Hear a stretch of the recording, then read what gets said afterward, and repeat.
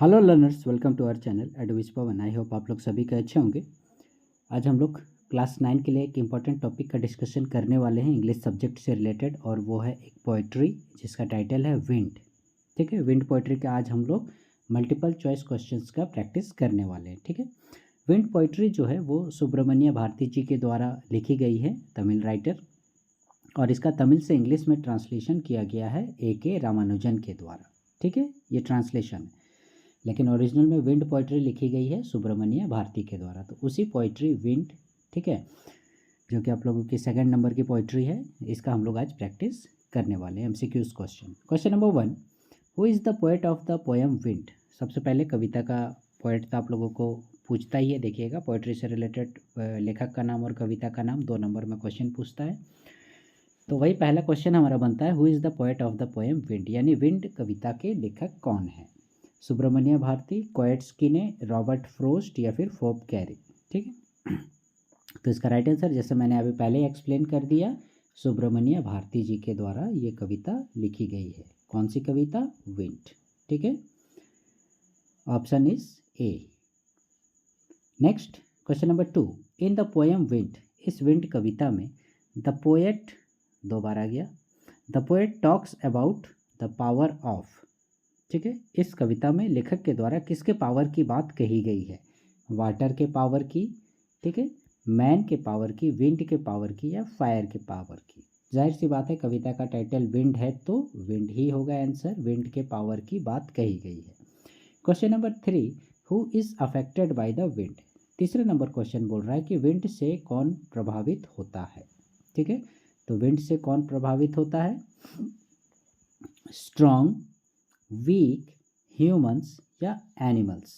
ठीक है, तो हालांकि तो सभी प्रभावित होते हैं, ह्यूमंस भी एनिमल्स भी, लेकिन अकॉर्डिंग टू द पोइट्री हम लोगों को अप्रोप्रिएट आंसर देना है। ठीक है, तो हवा से कौन प्रभावित होते हैं? जो वीक हैं, कमज़ोर हैं। ठीक है, जितने भी कमज़ोर हैं, ठीक है, वो कमज़ोर व्यक्ति हों, कमज़ोर पशु हों, कमज़ोर दरवाजे, खिड़की, घर, पेपर, बुक, जो भी हो, जैसा कविता में वर्णन है, तो जो कमज़ोर हैं। तो right answer is option number B.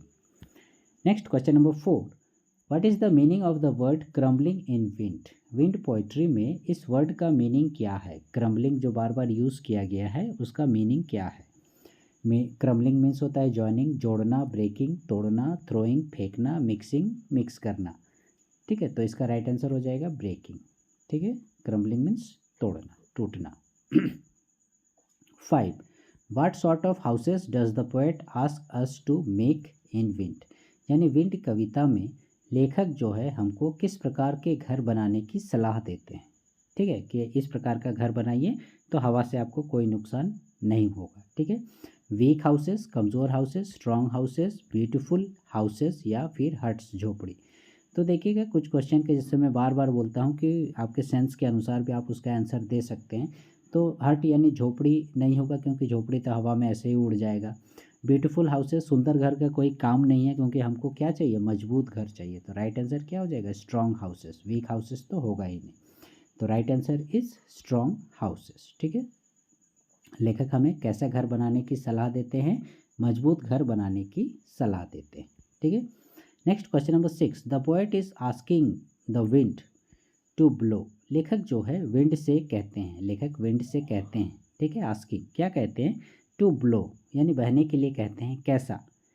Options are quickly, जल्दी जल्दी, स्ट्रांगली, बहुत मजबूती से, फास्टली, बहुत स्पीड से, या स्लोली। तो क्या बोलते हैं? स्लोली, क्योंकि हवा तेज आती है, वो कुछ ना कुछ नुकसान करके ही जाती है, इसलिए लेखक बोलते हैं कि हवा स्लोली, सॉफ्टली बहो। ठीक है, 7, स्लोली भी रह सकता है, या फिर ऑप्शन में आप लोग देखिएगा, जैसा कि पोइट्री में है सॉफ्टली। ठीक है, तो सॉफ्टली भी हो सकता है। तो राइट आंसर दोनों में से जो होगा, आप कोई एक ही होगा, उसको आप लोग सेलेक्ट कीजिएगा। ठीक है, सॉफ्टली होगा ऑप्शन में तो सॉफ्टली, और स्लोली होगा तो slowly.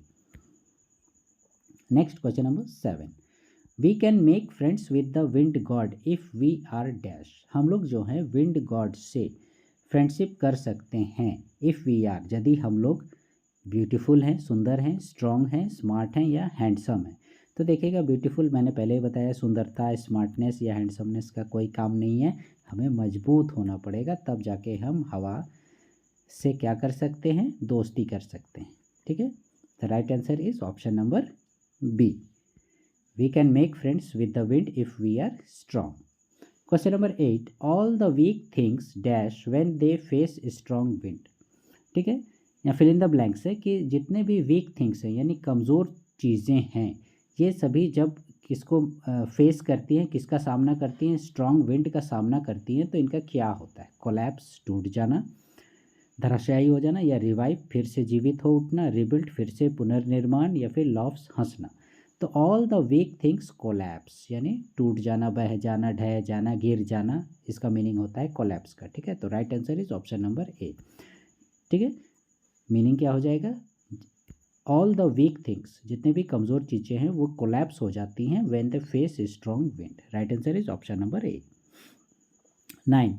Who broke the shutters of the window. ठीक है, विंडो के शटर्स जो आपकी खिड़कियों के पल्ले हैं उसको कौन तोड़ रहा है? ठीक है, विंड, नॉटी बॉय, जाइंट या बेगर।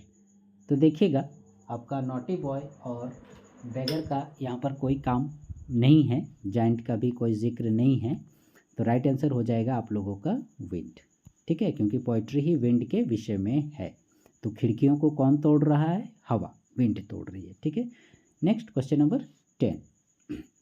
The speaker is asking the wind not to throw down the. Speaker बोल रहा है विंड को, ठीक है, क्या कि not to throw down the, किन चीज़ों को नहीं फेंकने की बात कर रहा है? लीफ, पत्ता, ट्री, पेड़, बुक्स, किताबें, बॉय। तो देखिएगा बुक्स राइट आंसर। वो बुक जो सेल्फ में रखे हुए हैं, रैक में रखे हुए हैं, उनको वो फेंक के गिरा दे रहा है, हवा इतनी तेज़ बह रही है, तो बुक को नहीं गिराने की, नहीं फेंकने की बात कहता है। 11 number. What does the poet want the wind to not scatter. Scatter मैंने होता है छितिर बितिर करना, छितराना, फैलाना। तो लेखक जो है हवा से क्या नहीं, नॉट है देखिएगा, क्या नहीं फैलाने की, छितिर बितिर करने की बात करता है? लेटर्स, पेपर्स, बुक्स और लीफ। तो राइट आंसर इज पेपर्स। ठीक है, पेपर जो लूज पेपर होते हैं वो देखोगे ऐसे ही टेबल पे या रैक पे कहीं पड़े हुए हैं, तो देखोगे हवा ज़ोर से आती है, सब पन्नों को उड़ा ले जाती है। Next question number 12.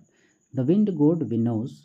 ठीक है, विनोस मैंने होता है आपका भूसे की तरह अलग करना। जैसे धान वगैरह हम लोग पिसाते हैं तो उससे देखोगे भूसा अलग होता है, तो उसी को विनोस कहते हैं। कहने का मतलब अपना पावर दिखाता है कि वो जो क्रशर मशीन होता है, धान पीसने वाला मशीन होता है, वो इतना पावरफुल होता है कि वो एकदम धान को कुछ नहीं समझता और उसको उसके छिलके को भूसे की तरह उड़ा देता है। सेम उसी प्रकार से हवा भी जो है वो जो भी उसके सामने कमज़ोर आएगा उसको वो क्या करेगी? भूसे की तरह उड़ा देगी। तो वही चीज़ है। तो wind God winos anything that is weak, anything that is strong, anything that is beautiful, या नन ऑफ दिस, इनमें से कोई नहीं। तो इसका राइट आंसर हो जाएगा एनीथिंग दैट इज़ वीक। जो कोई भी कमज़ोर उसके सामने आएगा, ये हवा देवता उसको मसल कर, कुचल कर, उड़ा कर रख देगा। तो right answer is option number A. ठीक है, जैसे कमज़ोर दरवाज़ा हो गया, कमज़ोर खिड़की हो गया, कमज़ोर जो रैफ्टर्स होते हैं, घर का छत का जो मोटा मोटा लकड़ी सब होता है वो सब हो गया, दीवारें हो गई या घर ही हो गया, जो भी कमज़ोर है, जो भी उसके सामने आएगा, इवन वो मनुष्य ही क्यों ना हो, कोई एनिमल ही क्यों ना हो, जो भी उसके सामने आएगा कमज़ोरी से वो एकदम ख़त्म हो जाएगा। ठीक है, तो right answer is option number A. ठीक है, सो लर्नर्स, ये थे हम लोगों के 12 मल्टीपल चॉइस क्वेश्चंस जो हैं आप लोगों का पोइट्री विंड से रिलेटेड।